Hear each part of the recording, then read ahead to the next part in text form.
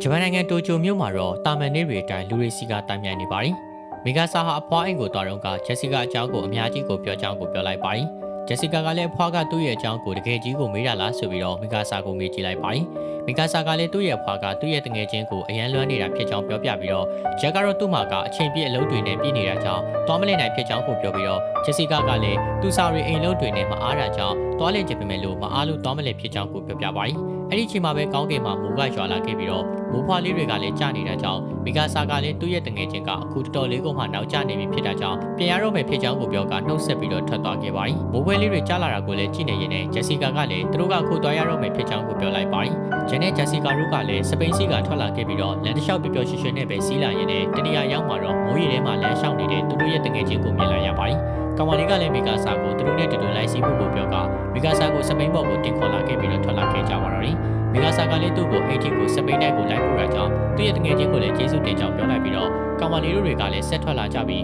းကောင်လေးသူ့ရဲ့အိမ်ကိုရောက်လာတာကြောင့်ကောင်မလေးကိုနှုတ်ဆက်လိုက်ပါတော့တယ်။ခဏကြာမှပဲကောင်မလေးကလည်းသူ့ရဲ့အိမ်ကိုရောက်လာတာကြောင့်အိမ်ကိုချက်ချင်းပဲပြေးဝင်သွားခဲ့ပြီးတော့အိမ်ထဲမှာစောင့်နေတဲ့သူ့ရဲ့အဖေကိုပြန်လာပြီးဖြစ်ကြောင်းကိုပြောပြလိုက်ပါတယ်။အဖေကြီးနေတဲ့ TV သတင်းကိုကြည့်နေတဲ့သတင်းထဲမှာတော့နောက်နေ့တွေစက်တိုက်ကိုမိုးရမယ်လို့တင်ပြနေပြီးတော့ကောင်မလေးကလည်းမိုးပွဲလေးတွေစုထားတာကြောင့်အိမ်ပေါ်မှာရှိတဲ့သူ့ရဲ့အခန်းပေါ်ကိုပြေးတက်ကအနွေးတဲ့လေးကိုယူနေခဲ့ပါတော့တယ်။ကောင်လေးကလည်းမိုးချိတ်တက်တွေကအရန်ကိုမှနားညိတာကြောင့် PC ကိုဖွင့်ကစကားတွေကြည့်နေပြီးတော့မီဂါဆာရဲ့ဘက်မှာတော့တခုခုကိုစဉ်းစားနေခဲ့ပါတယ်။ကောင်မလေးကလည်းသူ့ရဲ့အဖွားကိုဖုန်းလက်ဆက်ကနေကောင်းလားဆိုပြီးတော့လှမ်းမိနေပေမဲ့လို့မီဂါဆာရဲ့အဖွားကတော့သူကအခုကိုနေမကောင်းဖြစ်နေတာကြောင့်အိယာကားနေတော့မှမထနိုင်ကြောင်းကိုပြောပြပါတယ်။အဖွားရဲ့ပြောစကားကြောင့်မီဂါဆာကလည်းသူအခုချက်ချင်းပဲလာခဲ့မယ်လို့ပြောပေမဲ့အဖွားကတော့ရန်ကုန်မှာနောက်ကျနေပြီဖြစ်ကြောင်းပြောတာကြောင့်မီဂါဆာကလည်းမနေ့ပြန်တော့ရအောင်လာခဲ့မယ်ဖြစ်ကြောင်းကိုပြောနေခဲ့မိပါတယ်။နောက်နေ့မနေ့မှာတော့မီဂါဆာကလည်းအပြင်သွားဖို့အတွက်ကိုအိမ်ကိုဆင်းလာတဲ့အခါမှာမြင်လိုက်ရတဲ့မြင်ကွင်းကြောင့်အရန်ကုန်မှာအံ့ဩသွားခဲ့ပါတယ်။မီဂါဆာကလည်းအိမ်ထဲကိုရေတွေဝင်နေတာကြောင့်အပြင်ကိုထွက်ကြည့်ပေမဲ့လို့အပြင်မှာလည်းရေတွေကြီးနေတာကြောင့်မီဂါဆာကလည်းသူတို့မျိုးမှာဘာတွေများဖြစ်နေရလဲဆိုပြီးတော့တွေးက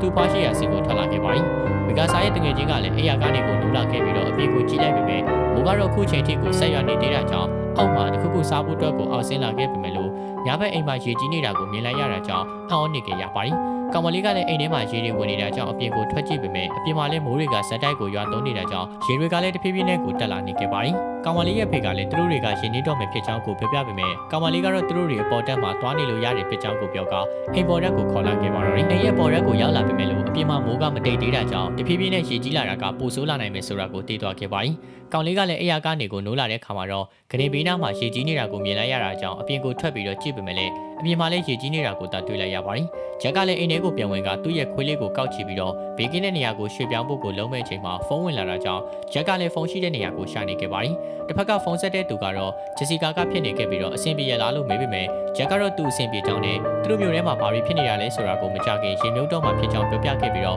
ဂျက်စီကာကတော့အခုချိန်တွေကပို့ပြီးတော့မစိုးလာခင်မှာသူတို့ဘာလို့ရမလဲဆိုပြီးတော့ဂျက်ကိုတိုင်ပင်လိုက်ပါတယ်။သူတို့အနေနဲ့မီဂါဆာအင်ကိုအရင်ဆုံးသွားမယ်။ပြီးကြတော့မှသူတို့တွေမီဂါဆာရဲ့ဖွားအင်ကိုသူတို့တူတူသွားမှဖြစ်ပြီးတော့မီဂါဆာဖွားရဲ့အိမ်ကအရန်ကိုမှမြင်တာကြောင့်ရင်းနှင်းမှာကိုစိတ်ပူစရာမလိုကြောင်းကိုပြပြလိုက်ပါတယ်။ဂျက်စီကာကလည်းသူ့ရဲ့ဖေရဲ့လက်ကိုဆွဲကအိမ်ထဲကနေပြင်ဘက်ကိုထွက်လာပြီးတော့သူတို့တွေမြင်မာတဲ့အဆောက်အအုံတစ်ခုစီကိုနောက်မကျခင်ရွှေ့ပြောင်းရမယ်ဖြစ်ကြောင်းကိုပြပြကဂျက်စီကာရဲ့ဖေကိုခေါ်ပြီးတော့စပိန်နဲ့မီဂါဆာရဲ့အိမ်ကိုထွက်လာခဲ့ပါတယ်။ဂျက်ကတော့သူ့ရဲ့ခွေးလေးတွေကိုခေါ်ကစပိန်နဲ့ကိုထွက်လာပြီးတော့ခဏကြာမှပဲမီဂါဆာတို့ရဲ့အိမ်ကိုရောက်ရှိလာခဲ့ပြီးတော့သူကဂျက်ဖြစ်တာကြောင့်တကားဖွင့်ပေးဖို့ပြောပေမဲ့အိမ်ထဲမှာဘယ်သူမှတော့မရှိနေတာကြောင့်တုတ်ပြန်တန်တွေတော့မကြခင်ရပါဘူး။ဂျက်ကလည်းဂျက်စီကာတို့လာတဲ့အပြင်ဘက်မှာခဏကြာမှတော့ဂျက်စီကာကလည်းမီဂါဆာရဲ့အိမ်ကိုရောက်ရှိလာခဲ့ပြီးတော့အိမ်ပြင်ဘက်မှာထွက်နေတဲ့ဂျက်ကိုမြင်တာကြောင့်အထဲမှာဘာတွေများဖြစ်နေလို့လဲဆိုပြီးတော့မေးတဲ့အခါမှာဂျက်ကလည်းမီဂါဆာကအိမ်ထဲမှာမရှိကြောင်းကိုပြပြလိုက်ပါတယ်။မီဂါဆာကလည်းသူ့ဖွားရဲ့အိမ်ကိုရေတွေနဲ့ကိုလာတဲ့ဂျာကပင်ကိုခက်ခက်ခဲခဲသွားနေခဲ့ရပြီးတော့အဲ့ဒီချိန်မှာဖုန်းဝင်လာလို့ကင်လိုက်ပါတယ်။ဂျက်စီကာကလည်းမီဂါဆာကိုအခုပဲရောက်နေတာလဲဆိုပြီးတော့မေးတဲ့အခါမှာမီဂါဆာကလည်းသူ့ဖွားရဲ့အိမ်ကိုရောက်နေတာဖြစ်ပြီးတော့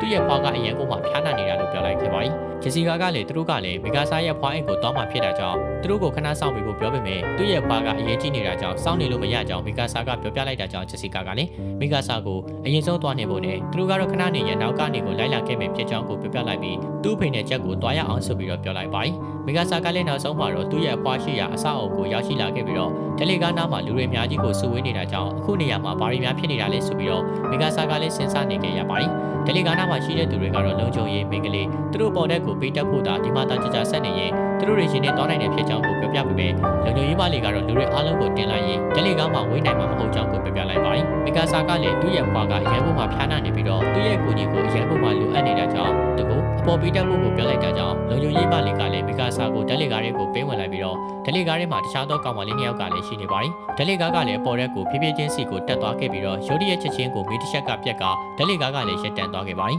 မီကာဆာကလည်းဓာတ်လေကားကဘာဖြစ်သွားတာလဲဆိုပြီးတော့စဉ်းစားနေတော့မှကောင်လေးကတော့မီကာဆာကိုအခုဓာတ်လေကားလျှက်စစ်ပြတ်တောက်သွားတဲ့အတွက်ဆက်ပြီးတော့လုံးမလုံးတော့တဲ့အကြောင်းနဲ့သူတို့အကုန်ဒီမှာပိတ်မိနေကြောင်းပြောလိုက်တာကြောင့်မီနာမှာရှိနေတဲ့ကောင်မလေးကတော့ဓာတ်လေကားရဲ့တကားကိုထုရိုက်ကအကူအညီတောင်းနေပါတယ်ဂျန်တိုတွေကလည်းလမ်းမှာရှိတဲ့တစ်ပင်တွေနဲ့တခြားသောအသားဆေးတွေကိုဆိုင်ကနေကိုကြော်ဖြတ်ကမီကာဆာရဲ့အဖွားရှိရာကိုရောက်လာခဲ့ပေမဲ့လို့အဆောက်အုံတွေရှေ့မှာလူတွေများစွာပိတ်နေတာကိုတွေ့ရတာကြောင့်ဂျက်ကလည်းဒီအဆောက်အုံတွေမှာဖြစ်ပျက်နေတာလဲဆိုပြီးတော့တွေးလိုက်ပါတယ်မြို့ထဲမှာရည်ကြီးလာတာကများလာတာကြောင့်တဖြည်းဖြည်းနဲ့အပျက်စီးတွေကများလာခဲ့ပြီးတော့တစ်ပင်တွေကလည်းတဖြည်းဖြည်းနဲ့ကိုကျိုးပဲပျက်စီးနေတာကြောင့်ဂျက်စီကာကလည်းအပျက်စီးတွေကိုတေချာလေးကိုမှရှောင်ရှားပြီးတော့မီကာဆာရှိရာအဆောက်အုံရှိကိုရောက်လာခဲ့ပါတယ်ဂျက်စီကာကလည်းအဆောက်အုံရှိရာကိုရောက်တာနဲ့ရှုပ်ရှက်ခတ်နေတဲ့ဒီဘုတ်ထဲကိုပြေကအဆောက်အုံထဲကိုဝင်ဖို့လုပ်ပေမဲ့လို့လုံခြုံရေးတွေကတော့တားဆီးလိုက်ပြီးတော့စုဝေးနေတဲ့ဒီနေရာကနေအမြန်ဆုံးထွက်သွားဖို့ဒီနေရာမှာအကုန်လုံးဆက်နေနေရင်ရင်းနှီးကုန်မဲ့ဖြစ်ကြောင်းနဲ့အခုအဆောက်အုံကြီးကလည်းလျှက်စစ်တွေပြတ်တောက်သွားမှကြောင်းတယ်လီကားတွေကလည်းတုံးလို့မရကြောင်းနဲ့တခြားသောအဆောက်အုံတစ်ခုစီကိုသွားဖို့ပြောလိုက်တာကြောင့်ဂျက်စီကာကလည်းစိတ်ပူသွားခဲ့ပြီးတော့သူ့ရဲ့တငယ်ချင်းစီကိုဖုန်းဆက်ကြည့်လိုက်ပါတယ်ပိတ်မိနေတဲ့မီကာဆာစီကိုဂျက်စီကာကလည်းဖုန်းလက်ဆက်လိုက်ပြီးတော့ဘယ်ရောက်နေတာလဲဆိုပြီးတော့မေးတဲ့အခါမှာမီကာဆာကလည်းသူကတယ်လီကားထဲမှာပိတ်မိနေတာကြောင့်ကင်တင်ပို့ပြောလိုက်ပြီးတော့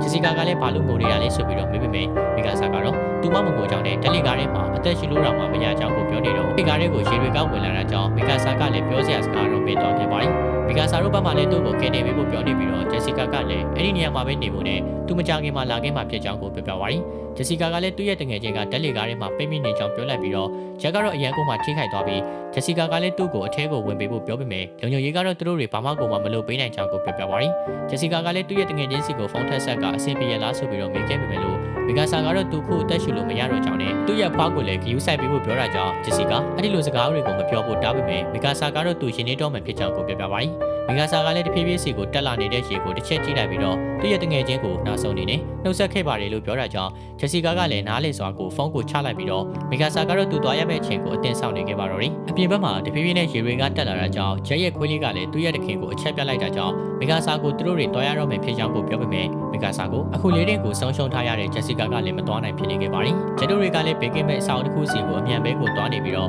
အနောက်ကနေဂျက်စီကာကလည်းထက်ချက်မကွာကိုလိုက်လာပြီးတော့ရှောက်ဖွင့်နေပါတယ်ဂျက်ကလည်းသွားနေရင်လည်းရှီလန်ဘက်မှာတော့တဖြည်းဖြည်းနဲ့ရေတွေဖုံးနေတာကြောင့်ဆက်သွားလို့မရဖြစ်နေခဲ့ပြီးတော့အနီးနားကိုကြီးတဲ့အခါမှာတောင်တစ်ခုကိုတွေးလိုက်ရတာကြောင့်အဲ့ဒီအဆောင်ရှိရာကိုပြေးသွားခဲ့ကြပါတယ်ဂျက်စီကာတို့တွေကလည်းအဆောင်ရဲ့တကားမှတ်ကိုထုခွဲကအထဲကိုဝင်လာခဲ့ကြပြီးတော့ဂျက်စီကာတို့အထဲရောက်လာတာနဲ့ရေတွေကလည်းတဖြည်းဖြည်းနဲ့ကိုများလာတာကြောင့်အပေါ်ဆုံးတက်ကိုအမြန်ဆုံးပြေးတက်လာပြီးတော့ဘေကင်းရာကိုရောက်ရှိလာခဲ့ကြပါတော့တယ်ဂျက်ကလည်းအဆောင်အပေါ်ကနေရေရဲ့အခြေအနေတွေကိုစောင့်ကြည့်နေပြီးတော့တဖြည်းဖြည်းနဲ့ရေကပို့ပြီးတော့တက်လာတာကြောင့်ဂျက်စီကာကတော့သူတို့တွေဒီမှာကြာနေလို့မရကြောင်းကိုပြောလိုက်ပါတယ်အဲ့ဒီအချိန်မှာပဲရုတ်တရက်အဆောက်အဦတွေကလှုပ်ခါလာပြီးတော့ငလင်မှာထပ်ပြီးတော့လှုပ်လာတာကြောင့်သူတို့တွေဘယ်လိုမျိုးလုပ်ကြမလဲဆိုပြီးတော့မေးပေမဲ့ဂျက်ကတော့သူတို့တွေကအခုအဆောက်အဦပေါ်မှာမမကိုလုပ်လို့မရကြောင်းကိုပြောလိုက်ပြီးတော့တဖြည်းဖြည်းတက်လာတဲ့ရေတွေကိုကြည့်ကအသင့်ပြင်ထားလိုက်ပါတယ်အဲ့ဒီအချိန်မှာပဲကယ်ဆယ်ရေးရဟတ်ယာဉ်တွေကရောက်ရှိလာတာကြောင့်ဂျက်စီကာရဲ့အဖေကလည်းအချက်ပြလိုက်ပြီးတော့ကယ်ဆယ်ရေးယာဉ်ကလည်းအဲ့ဒါကိုမြင်တာကြောင့်အဆောက်အဦစီကိုကတ်လာခဲ့ပြီးတော့ကဲထုတ်သွားခဲ့ပြီးတော့နောက်ဆုံးမှာတော့ဂျက်စီကာတို့တွေကလည်းအိမ်မက်ဆူကြီးကနေကိုလွတ်မြောက်သွားခဲ့ပြီးပဲဖြစ်ပါတယ်ကဲဆိုတော့နောက်တစ်ပိုင်းမှာဘာများဖြစ်အောင်မလဲဆက်လက်ဆောင်ရွက်ကြည့်ရှုရတာပေါ့ဗျာအားလုံးကိုကျေးဇူးတင်ပါတယ်နော်နောက်တစ်ပိုင်းမှာပြန်တွေ့ကြပါမယ်